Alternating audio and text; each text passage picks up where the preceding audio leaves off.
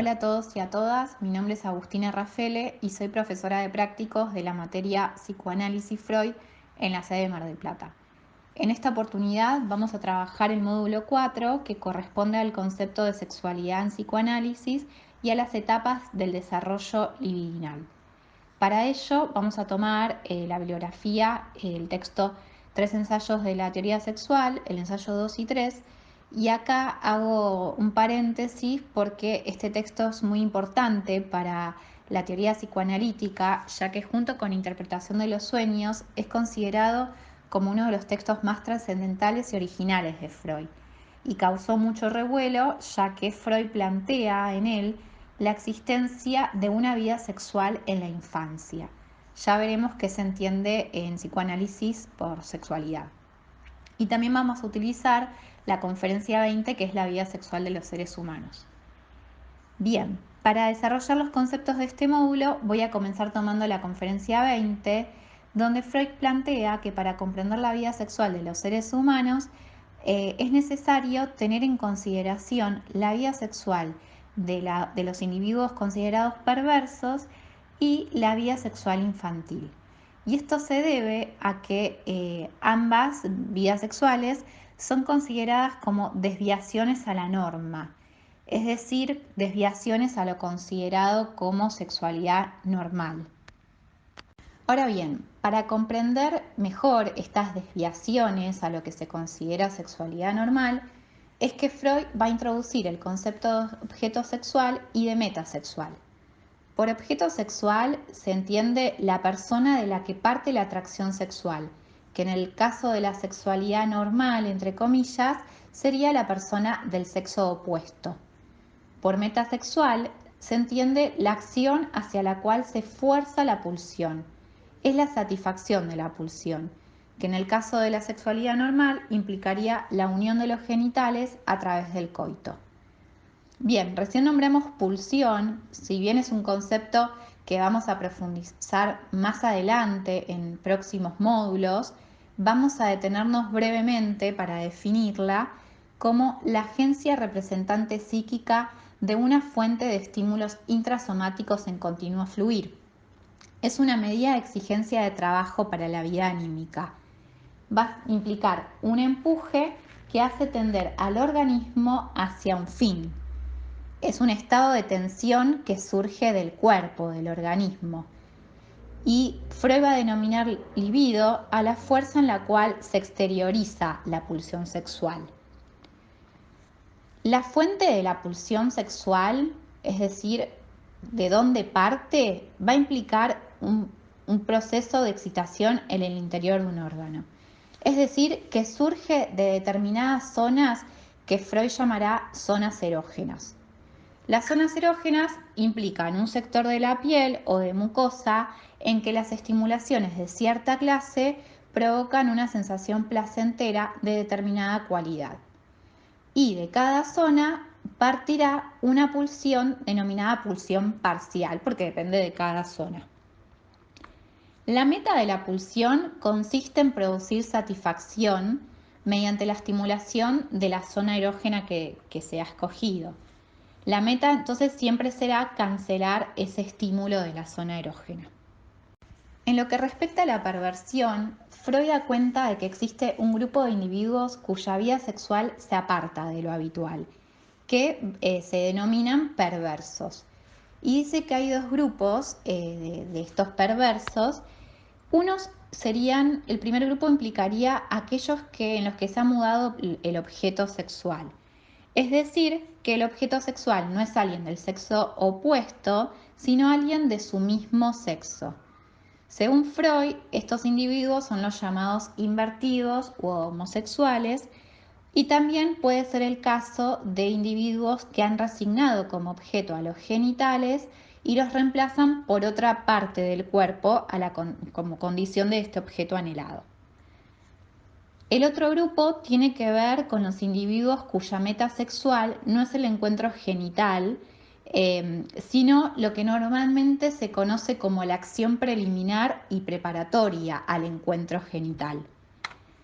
Esto puede incluir, por ejemplo, las personas que anhelan mirar o palpar a la otra persona, a las personas denominadas sádicos, que obtienen placer a través de infligir dolor, o a los masoquistas, cuyo placer tiene que ver con soportar el dolor, digamos, de que le infringe el objeto de amor, humillaciones o martirizaciones.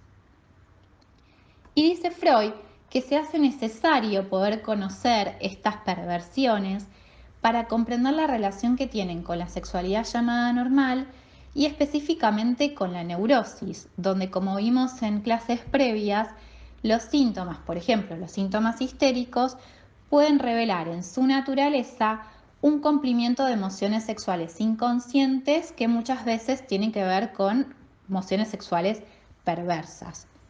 Entonces dice Freud que en la perversión se ve de manera evidente y consciente lo que en la histeria aparece desfigurado a través de los síntomas, los cuales hay que interpretar. Dijimos entonces que otro de los puntos que investiga Freud para entender la vida sexual de los seres humanos corresponde a la sexualidad infantil. Y esto se debió a que en el análisis de los síntomas de los neuróticos, los recuerdos y las ocurrencias por regla general reconducían a los primeros años de la infancia. Así, Freud llega a la conclusión de que todas las inclinaciones perversas arraigan en la infancia y que los niños la ponen en práctica en una medida que corresponde obviamente a su inmadurez. Así, dice que la sexualidad perversa no es otra cosa que la sexualidad infantil aumentada y descompuesta en emociones singulares. Ahora bien, adentrándonos un poco en el capítulo 2 de 3 ensayos de la teoría sexual, primero quiero clarificar, tal como vimos en el módulo 1, que cuando se habla de sexualidad en psicoanálisis se la conceptualiza en sentido amplio. Es decir, que no abarca solo lo relativo a la genitalidad y a la reproducción o al coito, sino que comprende a todas las excitaciones y actividades que producen placer, es decir, todo el placer que puede desprenderse del cuerpo. Y dice Freud que las perversiones, tal como vimos recién, y ahora lo que implica la vida sexual en el infante, van a testimoniar justamente este concepto de sexualidad en términos amplios. Ahora bien, Freud plantea que se ha descuidado popularmente lo que tiene que ver con la sexualidad en la infancia y se supone, a modo popular, que la sexualidad falta en la infancia y que recién se despierta en la pubertad. Sin embargo, Freud sostiene que la pulsión sexual en la infancia tiene carácter de ley y que la razón por la que se descuidó popularmente la sexualidad infantil se justifica en parte a un fenómeno psíquico que él denominó amnesia infantil. La amnesia infantil entonces implica un fenómeno psíquico que cubre los primeros años de la infancia, hasta el sexto u octavo año de vida, que implica un apartamiento de la conciencia, como una represión de las impresiones infantiles sexuales. Es por eso digamos, por esta amnesia infantil, que no se haya otorgado valor al periodo sexual infantil, es decir, al periodo infantil en el desarrollo de la vida sexual, y eso explica por qué, siendo adultos, no sabemos nada de ello.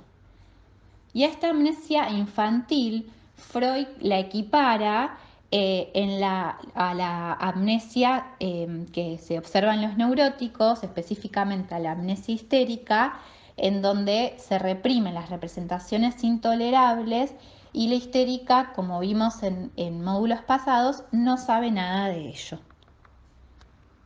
Freud se pregunta entonces cómo se exterioriza la vida sexual en la infancia.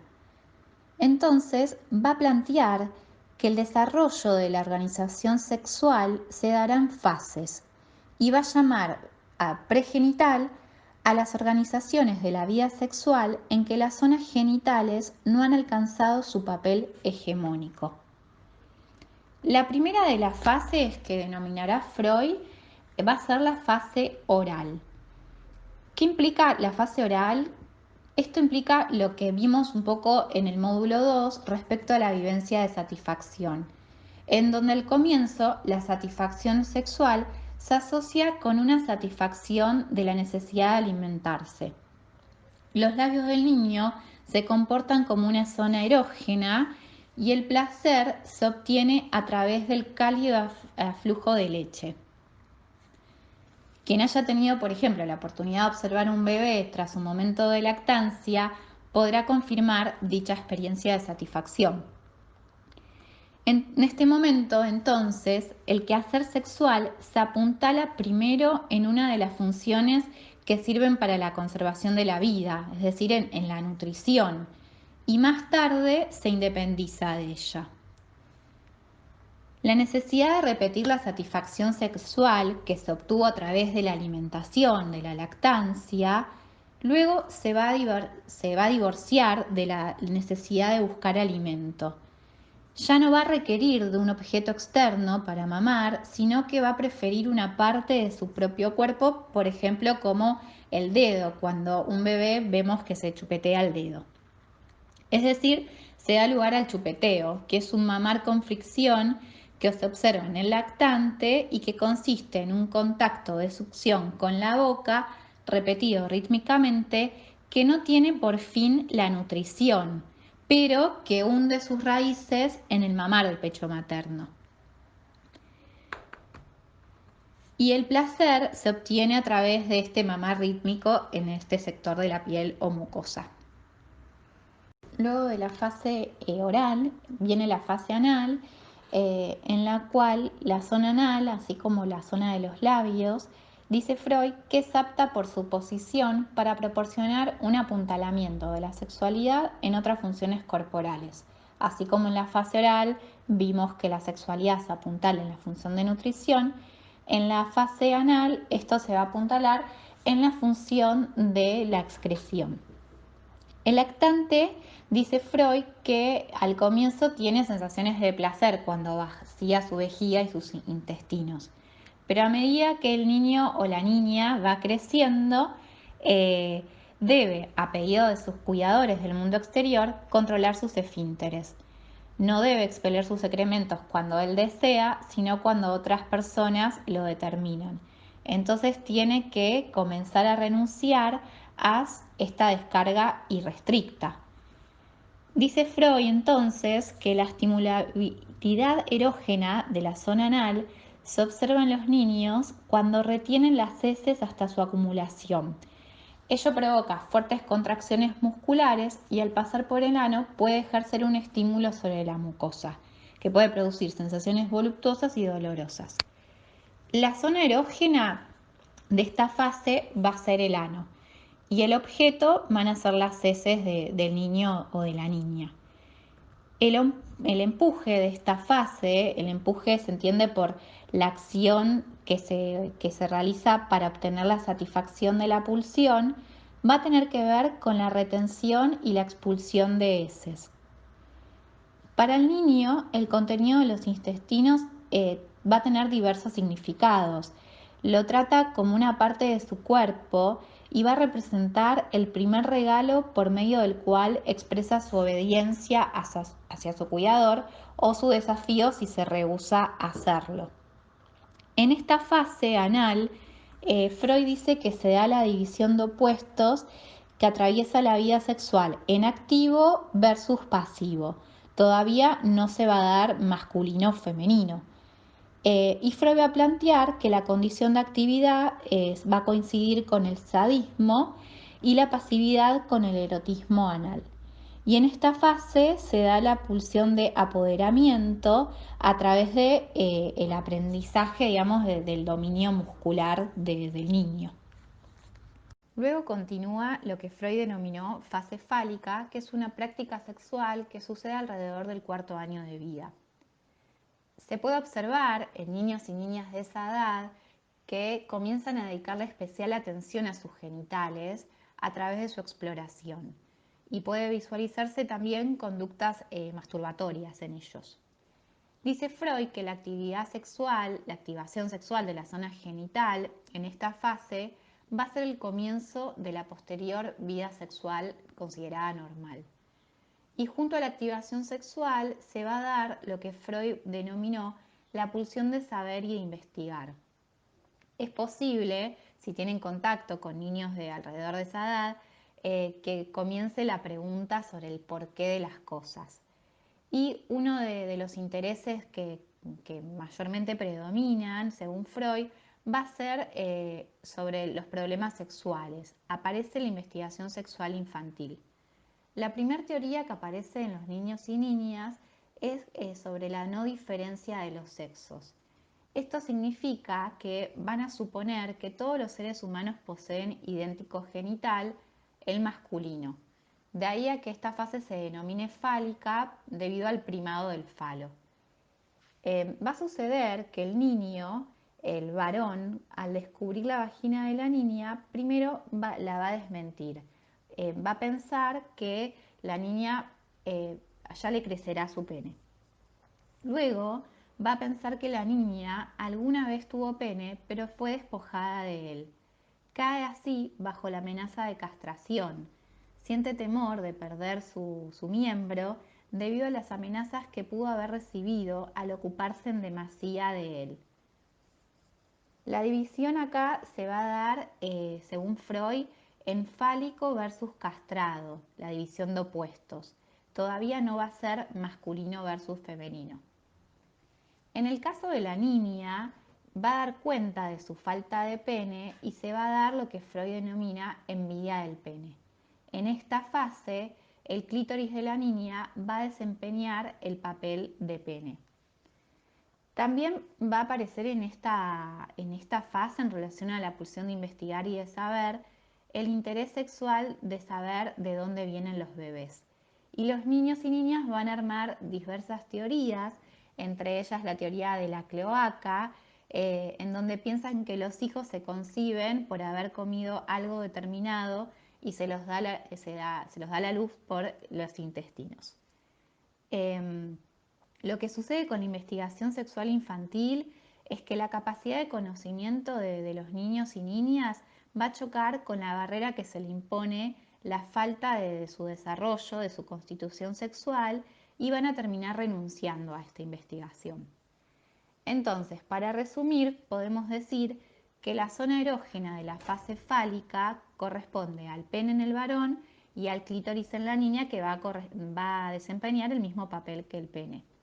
El objeto va a ser la estimulación de estas zonas genitales, y el empuje, es decir, la acción mediante la cual se va a satisfacer la pulsión sexual, va a ser el onanismo, es decir, la masturbación. En resumen, podemos situar como las tres características esenciales de la vida sexual infantil el hecho de que nace apuntalándose en una de las funciones corporales importantes para la vida, como es el caso de la función de nutrición. La segunda característica es que es autoerótica. Esto significa que se satisface en el cuerpo propio, que no conoce objeto sexual, es decir, que no está dirigida a otra persona. Y la tercera tiene que ver con que la meta sexual se encuentra bajo el imperio de una zona erógena. Las pulsiones parciales, singulares, aspiran a conseguir placer cada una por su cuenta, desconectadas entre sí. Sabemos asimismo que, según Freud, el niño posee una disposición perversa polimorfa. Por perversa se entiende que la sexualidad infantil, así como en el caso de los perversos, como vimos anteriormente, no posee como meta la reproducción y persigue la ganancia de placer de forma autónoma. Por polimorfa implicaría que es una práctica de una serie de pulsiones parciales que, independientemente unas de otras, buscan ganar placer en alguna parte del cuerpo. Entre la fase fálica y la pubertad acontece el periodo de latencia.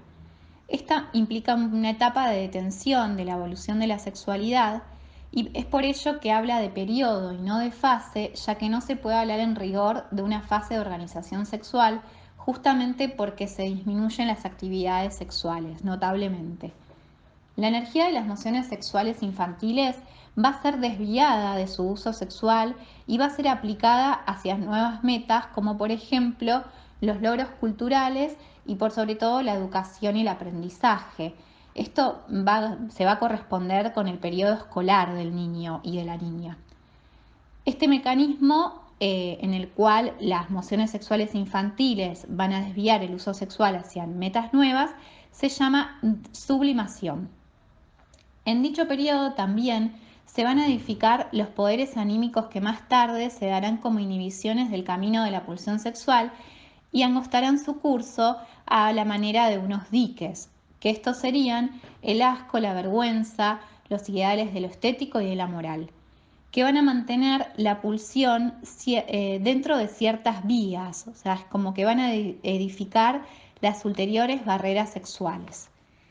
Y asimismo, en el periodo de latencia se va a dar una intensificación de la represión que va a implicar una amnesia, que es la que anteriormente denominamos como amnesia infantil.